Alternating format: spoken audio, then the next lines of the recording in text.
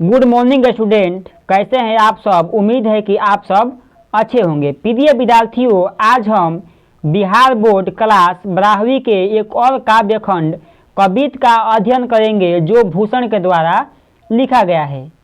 प्रिय विद्यार्थियों, अगर आप मेरे चैनल में नए हैं तो चैनल को लाइक और सब्सक्राइब कर दें ताकि सारी वीडियो का नोटिफिकेशन सबसे पहले आपको मिलता रहे। तो चलिए सबसे पहले हम लेखक परिचय के बारे में जान लेते हैं। जो कवित का लेखक हैं वो कवि भूषण को माना जाता है, यानी जो भूषण है वो कवित को लिखे हुए हैं। इनकी जीवन काल की बात की जाए यानी जन्म और मृत्यु की बात की जाए तो इनका जन्म 1613 ईस्वी में और मृत्यु 1715 ईस्वी में हुआ था। इनका जो जन्म हुआ था वो 1613 ईस्वी में और मृत्यु 1715 ईस्वी में हुआ था। इनका जन्म स्थान टिकवापुर, कानपुर, उत्तर प्रदेश, यानी उत्तर प्रदेश के कानपुर के टिकवापुर गांव में इनका जन्म हुआ था। इनके पिता की बात की जाए तो इनका पिता का नाम रत्नकाल त्रिपाठी था। इनके उपनाम की बात की जाए तो इनका कोई अपना मूल नाम नहीं था। जो कवि भूषण थे इनका कोई अपना मूल नाम नहीं था, तो इनका भूषण नाम रखा किसने? तो कवि भूषण चित्रकूट के सोलंकी राजा रुद्र शाह द्वारा इन्हें कवि भूषण की उपाधि प्राप्त हुई। किनके द्वारा इनकी भूषण नाम प्राप्ति हुई? तो सोलंकी राजा रुद्र शाह के द्वारा इन्हें कवि भूषण की उपाधि प्राप्त हुई। आश्रयदाता यानी आश्रयदाता की बात की जाए, आश्रय देने वालों की बात की जाए तो छत्रपति शिवाजी के पुत्र शाह जी और पाना के बुंदेला राजा छत्रसाल के ये क्षेत्र रक्षक में आश्रयदाता बनकर रहे। इसके बाद इनकी विशेष और परिचय की बात की जाए तो ये कवि चिंतामणि यानी रीतिकाल के प्रसिद्ध कवि चिंतामणि और मोतीराम भूषण के भाई थे। रीतिकाल के प्रसिद्ध कवि चिंतामणि त्रिपाठी और मोतीराम भूषण के ये भाई थे, यानी भूषण के ये लोग भाई थे। इनकी कृतियाँ की बात की जाए तो शिवराज भूषण और शिवा बावनी, छत्रसाल दशक, भूषण हजारा और भूषण उल्लास और दूषण उल्लास। कहने का मतलब है प्रिय विद्यार्थियों कि शिवराज भूषण में कुल 384 छंदों का वर्णन मिलता है और शिवा बावनी में कुल 52 मुक्तों का वर्णन मिलता है। इसके बाद छत्रसाल दशक और भूषण हजारा, भूषण उल्लास, दूषण उल्लास। इसके बाद यह रीतिकाल के प्रसिद्ध कवि हैं। प्रिय विद्यार्थियों, ऑब्जेक्टिव क्वेश्चन पूछे जाते हैं कि जो कवि भूषण है वो किस काल के कवि हैं। तो जो कवि भूषण है वो रीतिकाल के क्या है, एक फेमस कवि हैं, प्रसिद्ध कवि हैं। ये एक वीर रस के कवि हैं। प्रिय विद्यार्थियों, अभी तक हम तुलसीदास, कबीर और नाभादास, इन जितने सारे कवियों का लेखक परिचय पढ़े तो ये सब भक्ति रस के कवि थे। और जो ये भूषण जी हैं ये वीर रस के कवि हैं, क्योंकि ये शिवाजी की बखानों का गुणगान करते हैं। शिवाजी क्या थे और क्या नहीं थे इनके बारे में ये जो भूषण जी हैं वो गुणगान किए हैं। तो चलिए सबसे पहले हम इनके एक एक काव्य खंड के अर्थों को समझते हैं। इन पहला लिखा है कि इंद्र जिमी जंभ पर, 12 जेव अंभ पर, रावण सदंभ पर रघुकुल राज है। इंद्र का मतलब इंद्र, जिम्भी का मतलब जैसे, जंभ का मतलब होता है यमराज। यानी कहने का मतलब है कि जैसे इंद्र का राज यमराज पर है, इंद्र जिम्भी जंभ पर। कहने का मतलब है कि जैसे इंद्र का राज यमराज पर है 12 जो अम्भ पर, समुद्र की अग्नि का राज पानी पर है, उसी प्रकार रावण सदम्भ यानी रावण और उसके अहंकार पर किसका राज है? रघुकुल राज यानी श्री राम का राज है। आइए नीचे दिए गए इनके अर्थों को पढ़ते हैं। प्रस्तुत पंक्तियाँ हमारे पाठ्य पुस्तक दिवंगत भाग 2 के कवित कविता से ली गई है। इसमें कवि भूषण मानी इन पंक्तियों के माध्यम से जो कवि भूषण है वो वीर शिवाजी के शौर्य का बखान करते हुए कहते हैं कि जैसे इंद्र का राज यमराज पर है, समुद्र की अग्नि का राज पानी पर है, उसी प्रकार रावण और उसके अहंकार पर श्री राम का राज है। इसके बाद पवन बारीबाह पर, शंभु रति नाह पर, जय सहस्र बाहु पर राम द्विज राज है। प्रिय विद्यार्थियों, एक एक शब्दों को आप देखते रहिए। पवन बारीबाह, पवन का मतलब होता है पवन, बारीबाह, बारीबाह मतलब होता है बादल। जैसे पवनों का अधिकार किस पर है? बादल पर। यानी जिस प्रकार हवाओं का राज बादल पर है, उसी प्रकार शंभु रतिनाह पर, शंभु का मतलब होता है भगवान शंकर, रतिनाह, रतिनाह का मतलब होता है रति के पति, यानी रति के पति कौन है? कामदेव। जो रति का पति है वो कामदेव है। उसी प्रकार जो भगवान शंकर हैं उसका राज किस पर है? रति के पति यानी रति के पति कामदेव पर। प्रिय विद्यार्थियों, जो भगवान शंकर थे वो काम वासना को जीत लिए थे, यानी काम वासना को वो अपने तीसरे नेत्र से क्या कर दिए थे? जला दिए थे। इसीलिए जैसे हवा का राज किस पर है? बादल पर है, उसी प्रकार भगवान शिव का राज रति के पति यानी कामदेव पर है। जो सहस्र बाहु पर राम द्विजी राज है, यानी कहने का मतलब, और जिस प्रकार राजा सहस्र बाहु पर भगवान परशुराम का राज है।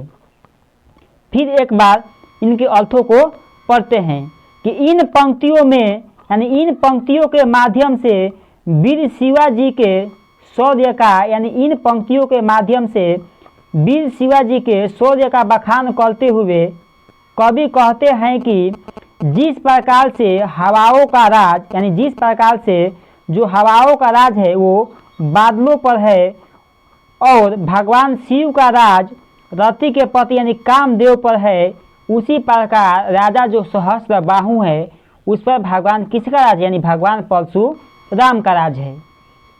इसके बाद दावा द्रुम दंड पर, चीता मृग झुंड पर, भूषण विदुंड पर जैसे मृग राज है। कहने का मतलब ये है कि कवि कहते हैं कि जैसे जंगलों की अग्नि का राज, यानी जैसे जंगलों की अग्नि का राज जंगल की पेड़ पौधे और वृक्ष की डालियों पर है। कहने का तात्पर्य ये है कि जैसे जंगलों की अग्नि का राज, जैसे जंगल में अग्नि लग जाता है ना, तो वही बोल रहे हैं कि जैसे जंगलों की अग्नि का राज जंगल के पेड़ पौधों और वृक्ष की डालियों पर है। प्रिय विद्यार्थियों, जब जंगल में आग लग जाता है तो सबसे पहले पेड़ और पौधे को, डालियों को ही वो जलाता है, तो अग्नि का राज हुआ कि नहीं हुआ? तो वही बोल रहे हैं कि जैसे जंगलों की अग्नि का राज जंगल के पेड़ पौधे और वृक्ष की डालियों पर है। इसके बाद जिस प्रकार मृग झुंड पर यानी हिरणों के झुंड पर चीता का राज है यानी बाघ का राज है, उसी प्रकार हाथियों पर भी किसका राज होता है? शेर का राज होता है। उसी प्रकार हाथियों पर भी किसका राज होता है? तो शेर का राज होता है। इसके बाद तेजतम अंश पर, कान्हा जिमी कंस पर, यो मलेच्छ वंश पर शेर शिवा राज है। कहने का मतलब ये है कि इसमें कवि कहते हैं कि प्रस्तुत कविता में जिस प्रकार अंधेरे पर उजाले का राज होता है, जिस प्रकार अंधेरे पर उजाले का राज होता है, उसी प्रकार कंस पर भी किसका राज है? श्री कृष्ण का, यानी उस नंद के नंद की छोरा क्या हूँ? श्री कृष्ण। यानी उसी प्रकार जिस प्रकार अंधेरे का राज यानी अंधेरे पर उजाले का राज होता है, उसी प्रकार कंस पर भी श्री कृष्ण का राज है। उसके बाद वीर शिवाजी का राज इन तुक्ष मलेच्छ पर है, यानी जो वीर शिवाजी का राज है इन मलेच्छ पर है। आगे देखते हैं। निक्षत मयांते मयुके प्रलय भानु कैसी, फारे में तम तुम से गयंदन के जाल को। कहने का मतलब है कि जिस प्रकार सूर्य से प्रलयंकारी किरणें निकलती है, ठीक उसी प्रकार वीर छत्रसाल जी की तलवार यानी मयान से निकलती है। कहने का मतलब है कि जिस प्रकार सूर्य से प्रलयंकारी किरणें निकलती है, ठीक उसी प्रकार वीर छत्रसाल जी की यानी वीर शिवाजी की तलवार म्यान से निकलती है। उसके बाद जिस प्रकार अंधकार के समूह को खत्म कर देती है, यानी जिस प्रकार प्रकाश जो है वो अंधकार के समूह को खत्म कर देती है या उस पर विजय प्राप्त कर लेती है, उसी प्रकार जो आपकी तलवार है ये हाथियों के जाल अर्थात शत्रुओं को खत्म कर देती है, उन पर विजय प्राप्त कर लेती है। कहने का तात्पर्य ये है कि ये भूषण जी कहते हैं कि जिस प्रकार जो वीर शिवाजी की तलवार है वो म्यान से निकलती है तो प्रलयंकारी हो जाती है, और वैसी प्रलयंकारी हो जाती है कि जिस प्रकार अंधकार यानी जो प्रकाश है वो अंधकार को खत्म कर देता है, उसी प्रकार विजय प्राप्त कर लेती है, जैसे हाथियों के जाल अर्थात शत्रुओं को खत्म कर देती है, उन पर विजय प्राप्त कर लेती है। इसके बाद लागती लपके कंठ बैरिनी के नागिनी सी रुद्र दीदी झावे दे दे मुंडने की माल को। कहने का मतलब है कि इसमें कवि कहते हैं कि आपकी तलवार ऐसी चलती है।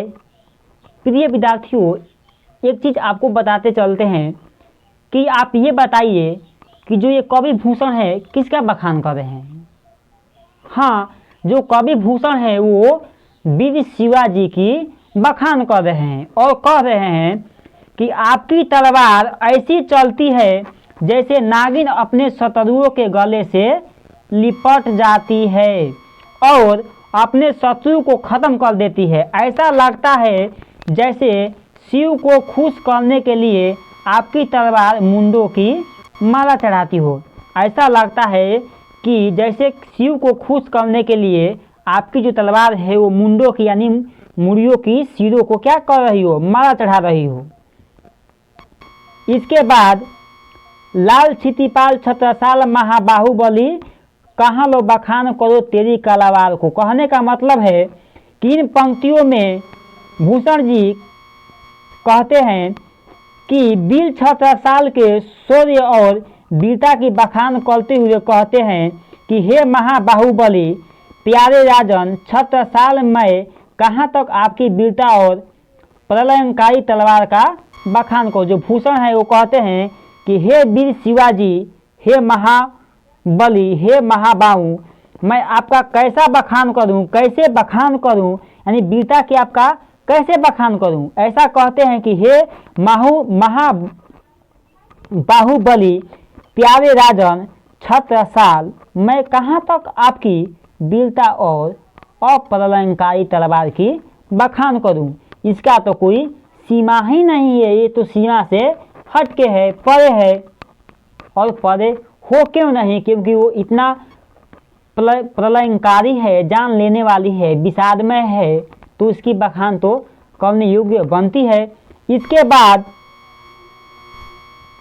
प्रतिभट कटक कटीले केती काटी काटी कालिका सी किली की कलेऊ देती काल को। कहने का मतलब है कि हे राजन, आपकी जो प्रलयंकारी तलवार है, यानी आपकी जो, एक बार फिर इसको पढ़ते हैं कि प्रतिभट कटक कटीले केती काटी काटी, उसके बाद में है कालिका सी किली की कलेऊ देती काल को। कहने का मतलब है कि हे राजन, आपकी जो प्रलयंकारी तलवार है वो शत्रु समूह के सिर को इस प्रकार काटती है कि जिस प्रकार देवी का कलिका यानी कली रूप ने रक्त बीज का संहार किया था। यानी जो काली थी, जिस प्रकार काली हैं वो रक्त बीज का संहार किया था। ऐसा लगता है कि जैसे माँ काली को प्रसन्न यानी खुश करने के लिए कलेव दे रही हो। इसके बाद ये काव्यखंड खत्म होता है। प्रिय विद्यार्थियों, अगर आपको ये वीडियो पसंद आई हो तो आप मेरे चैनल में नए हो तो चैनल को लाइक और सब्सक्राइब करना न भूलें।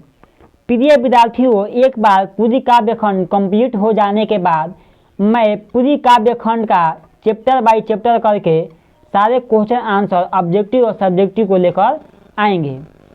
तब तक आप मेरे चैनल में जुड़े रहिए। इसके लिए आपको थैंक्स फॉर वॉचिंग।